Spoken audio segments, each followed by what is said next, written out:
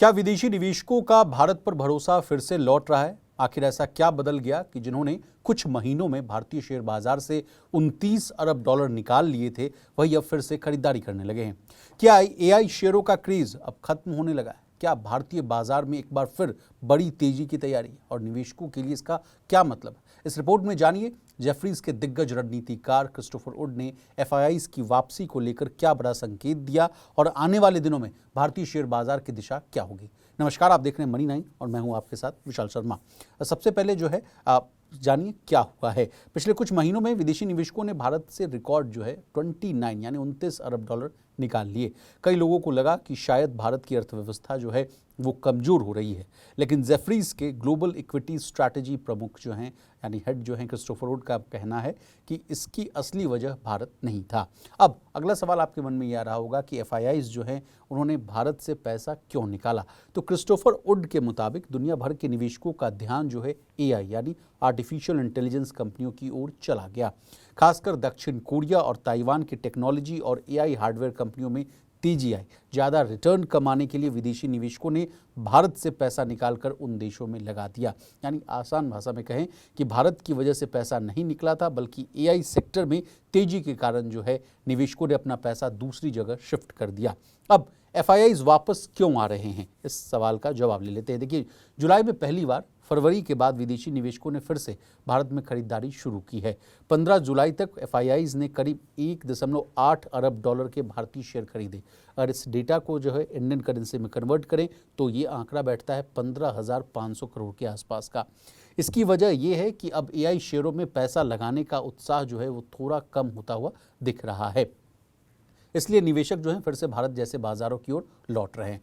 लेकिन अगला सवाल ये है कि क्या अब एफआईआईज लगातार खरीदारी करेगी? चलिए इसका भी जवाब ले लेते हैं। देखिए, क्रिस्टोफर वुड का कहना है कि लगातार बड़ी खरीदारी के लिए दो में से जो है कोई भी एक चीज़ जो है वो होनी चाहिए। कहा जा रहा है कि एआई शेयरों की तेजी धीमी पड़ जाए या भारतीय शेयर जो हैं वो सस्ते हो जाएं। जो कहा उन्होंने क्रिस्टोफर वुड साहब कि दो जो चीज़ें हैं उनमें से कोई एक हो जाएगा तो फिर जो है एफआईआईज लगातार खरीदारी करने लगेंगे। चलिए अब दोनों पॉइंट्स को आसान भाषा में समझ लेते हैं। देखिए, अगर निवेशकों को लगे कि एआई स्टॉक में अब ज़्यादा कमाई की संभावना नहीं बची है तो वे भारत में ज़्यादा पैसे लगाएंगे। और दूसरा फैक्टर ये है कि अगर भारतीय शेयरों की वैल्यूएशन काफ़ी कम हो जाए तब भी विदेशी निवेश जो है वो बढ़ सकता है। हालांकि फिलहाल दूसरा विकल्प जो है वो कम संभव होता हुआ दिखता हुआ नजर आ रहा है। चलिए आगे बढ़ते हैं। भारत के शेयर बाजार की सबसे बड़ी ताकत क्या है, इस सवाल का भी जवाब ले लेते हैं। देखिए, विदेशी निवेशक भले बेच रहे हैं लेकिन भारतीय निवेशक जो है लगातार खरीदारी कर रहे हैं।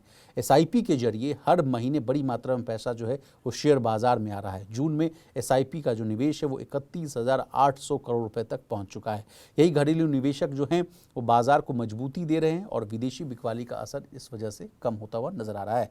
अगला सवाल ये है कि अब बड़े शेयर्स यानी जो लार्ज कैप से उनकी बारी आ सकती है क्या? तो देखिए, पिछले कुछ वर्षों में मिड कैप शेयरों ने शानदार प्रदर्शन किया, वहीं बड़े शेयर्स यानी जो लार्ज कैप हैं वो पीछे रह गए। अब जेफरीज का मानना है कि आने वाले समय में बड़े शेयर्स यानी जो लार्ज कैप्स हैं वो बेहतर प्रदर्शन करते हुए नजर आ सकते हैं, क्योंकि उनकी कमाई बढ़ने की संभावना है और उनकी वैल्यूएशन भी अपेक्षाकृत दूसरों के मुकाबले जो है वो सस्ती दिखाई दे रही है। चलिए अब कुछ खतरों की बात कर लेते हैं, जो वार्निंग की बात है वो समझ लेते हैं। देखिए, बाजार के सामने सबसे बड़ा खतरा क्या है? तो क्रिस्टोफर वुड ने जो है कुछ जो है रिस्क यानी जोखिम वो बताएं। पॉइंट वाइज समझ लेते हैं। पहला है कच्चे तेल की कीमतें। देखिए, अगर कहा जा रहा है कि वेस्ट एशिया में तनाव बढ़ता है और तेल महंगा होता है तो भारत पर इसका सीधा असर पड़ेगा, क्योंकि भारत जो है बड़ी मात्रा में तेल जो है आयात करता है। आंकड़ों से समझिए 85 to 89% जो है तेल का जो है हम लोग इंपोर्ट करते हैं। तो इस वजह से कहा जा रहा है कि अगर कीमतें बढ़ी, क्रूड ऑयल की कीमतें और ज़्यादा बढ़ती हुई नज़र आती हैं, उनकी प्राइसेस बढ़ते हुए नज़र आते हैं, तो इंपोर्ट जो हम लोग करते हैं बड़ी मात्रा में, उस वजह से हमें तगड़ा नुकसान हो सकता है।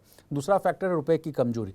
डॉलर के मुकाबले रुपया कमजोर होने से विदेशी निवेशकों की चिंता बढ़ती हुई नजर आ सकती है।